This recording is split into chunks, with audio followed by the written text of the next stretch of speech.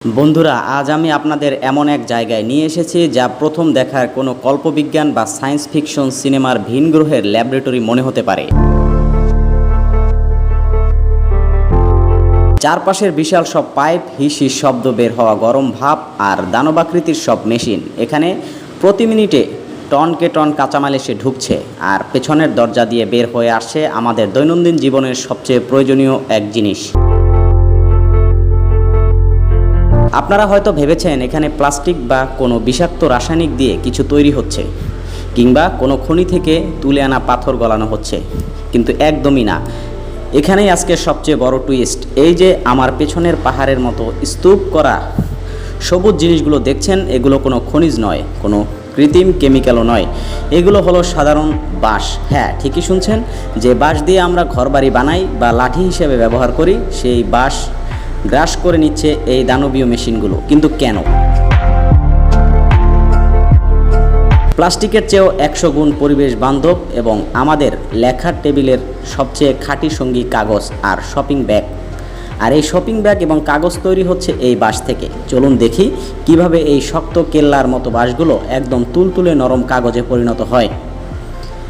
আপনারা তো জানেনই বাঁশ কতটা শক্ত হয়, একে সহজে ভাঙা বা বাঁকানো যায় না। তাহলে এই শক্ত বাঁশ কিভাবে কাগজের মতো পাতলা ফিনফিনে হবে? জাদুটোকা শুরু হয় এই কাটিং সেকশনে। এখানে মাঠ থেকে কেটে আনা আস্ত আস্ত বাঁশগুলো কনভয়ে বেল্টের মাধ্যমে সরাসরি পাঠানো হয় একটি বিশাল ক্রাশার মেশিনে। এই মেশিনটির শক্তি এতটাই যে সেকেন্ডের মধ্যে আস্ত বাঁশকে চিবিয়ে ছোট টুকরো বা চিপস বানিয়ে ফেলে। দেখতে মনে হবে যেন আলু কুচি করার মতো কোনো আস্ত বড় মেশিন। এই ছোট টুকরো করার কারণ হলো বাঁশের ভেতরের থাকা শক্ত ফাইবার বা আঁশগুলোকে আলাদা করা। তবে খেলা কিন্তু এখানেই শেষ নয়, এই চিপসগুলো এখনও অনেক শক্ত। এবার আসি ফ্যাক্টরির সবচেয়ে গরম এবং রহস্যময় জায়গায়। একে বলা চলে বাঁশের রান্নাঘর বা ডাইজেস্টার। এই যে বিশাল বিশাল ট্যাঙ্কার দেখছেন, এগুলোর ভেতরে এই বাঁশের টুকরোগুলোকে উচ্চ চাপ এবং তাপে বিশেষ পরিবেশ বান্ধব তরলের সাথে মেশানো হয়।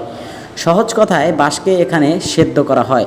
কয়েক ঘন্টা ধরে এই প্রক্রিয়ার পর শক্ত বাঁশের টুকরোগুলো গলে একদম নরম মণ্ড বা পাল্প এ পরিণত হয়।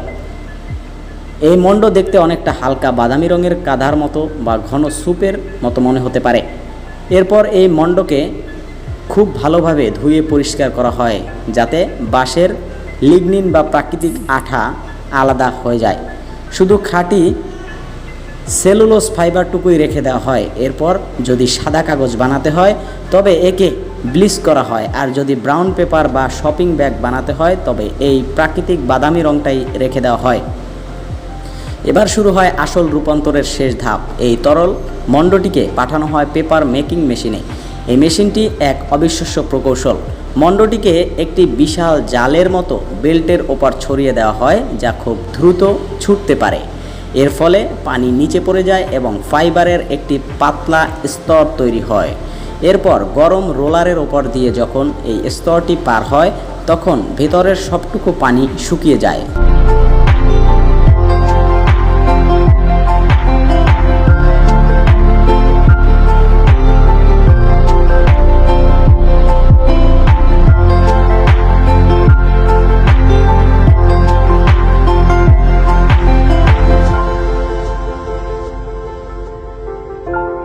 ধবধবে সাদা বা চমৎকার বাদামি রঙের কাগজে সেকেন্ডের মধ্যে হাজার হাজার মিটার কাগজ তৈরি হয়ে বিশাল রোলে পেঁচিয়ে যায়। এরপরে এই পেপারগুলো চলে যায় ব্যাগ তৈরির ইউনিটে।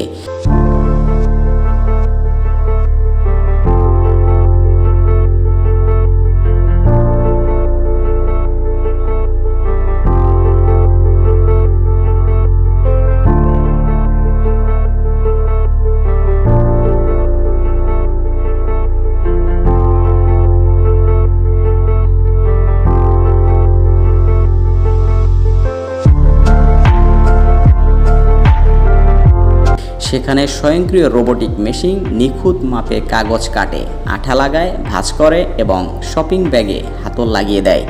পুরো প্রক্রিয়াটি এত দ্রুত হয় যে আপনি চোখের পলক ফেলার আগেই শত শত ব্যাগ তৈরি হয়ে লাইনে দাঁড়িয়ে যায়।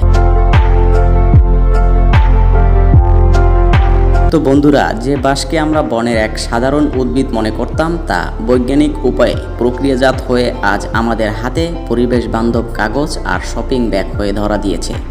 প্লাস্টিক যেখানে শত বছরেও মাটিতে মেশে না, সেখানে এই বাঁশের তৈরি ব্যাগ মাত্র কয়েক সপ্তাহে মাটিতে মিশে সারে পরিণত হতে পারে। প্রকৃতির এই অদ্ভুত আর সুন্দর রূপান্তর সত্যি আনন্দদায়ক, তাই না?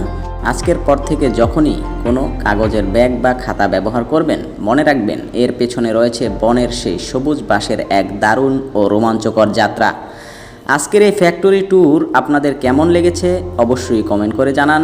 দেখা হবে আগামী পর্বে নতুন কোনো রহস্যময় খোঁজে। ভালো থাকুন, সুস্থ থাকুন, গাছ লাগান, পরিবেশ বাঁচান এবং ভিডিওটি ভালো লাগলে একটি লাইক করে দিন, শেয়ার করে দিন এবং চ্যানেলটিকে সাবস্ক্রাইব করে রাখুন। Thank you everyone.